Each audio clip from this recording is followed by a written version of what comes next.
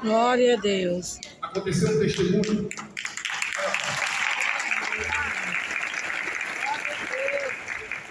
Aconteceu um testemunho muito importante no começo do Ministério Canaã.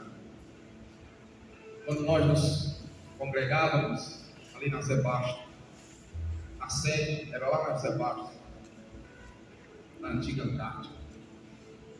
E em frente da igreja morava um homem, um senhor já de idade, e ele tinha algumas limitações de saúde. E ele se incomodava muito. A igreja estava em pleno crescimento, em franco crescimento. A igreja estava crescendo aceleradamente. E ele se incomodava muito com o barulho do som. Ele morava na frente. E o pastor fez de tudo, mudou o altar de lado, trouxe para o lado de cá, o som para o outro lado, para não ir para o lado da casa dele. Enfim, orientou os cantores a cantarem mais baixo, ele mesmo, moderando a voz, para não afetar, para não... Mas ele endureceu o coração em relação à igreja. E quando o pastor estava pregando, ele botava um som bem alto, pegava uma caixa de som e botava a música do Pocotó, né? Do Pocotó, o funk do Pocotó. E os irmãos, e o pastor pregando, e o Pocotó. E o pastor atribulado, angustiado, e os irmãos inquietos, porque o som entrava para dentro da igreja. E os irmãos inquietos, atribulados, eu tenho que fazer alguma coisa, não pode, como é que eu vou fazer? É um senhor idoso, doente, eu vou fazer o quê? Tenho que fazer. Ia lá uma pessoa conversar, eu não quero conversa, não quero saber nada. Eu quero que vocês vão embora, eu quero que vocês saiam daqui. De modo que aquele homem endureceu tanto o coração da igreja, o coração dele em relação à igreja, que ele colocou a igreja na justiça. Chegou lá no ofício do pastor comparecer no fórum. E quando o pastor foi, o pastor já saiu triste, desanimado, dizendo: eu vou perder. Porque quando o juiz vê esse homem, um senhor cheio de limitações físicas, e ele olhar para mim, ele vai dar ganho de causa a esse homem, não pode. E quando o pastor chegou lá no fórum, um advogado, e ele, o senhor com o seu advogado também, ele exagerou na cena, levou coisa de oxigênio, mas para mostrar que estava bem debilitado. Sabe? O pastor disse: agora acabou comigo. Agora é que eu estou perdido. Como é que o juiz vai me dar ganho de causa? Vai fechar a igreja.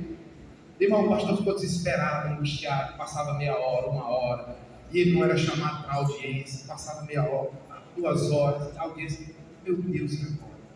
De modo que depois de quase 3 horas, o oficial apareceu na porta, aí disse: olha, o senhor Jessé Góes, que representa a igreja Canaã, e o senhor fulano de tal, eu queria comunicar que a audiência de vocês foi transferida para outro dia. Não se sabe ainda ao certo do dia. É certo que quando o juiz ia sair de casa, ele teve problema estomacal e não deu para ele chegar.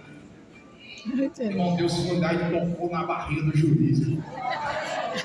Deu uma desestruturação na barriga dele, de modo que quando foi marcada a outra audiência, o irmão já estava lá na glória. Não sei se foi na glória, né? Mas ele já estava do outro lado. E a igreja continuou prosseguindo e avançando. A igreja continuou prosseguindo e avançando. Sabe por quê? Porque Deus sabe onde tocar. O Senhor sabe. Verdade, Senhor. Glória a Deus. Por isso, acalma teu coração, acalma a tua alma. Quando Ele quer mudar corações, quando Ele quer transformar situações, Ele sabe onde tocar. Glória a Deus. Aleluia.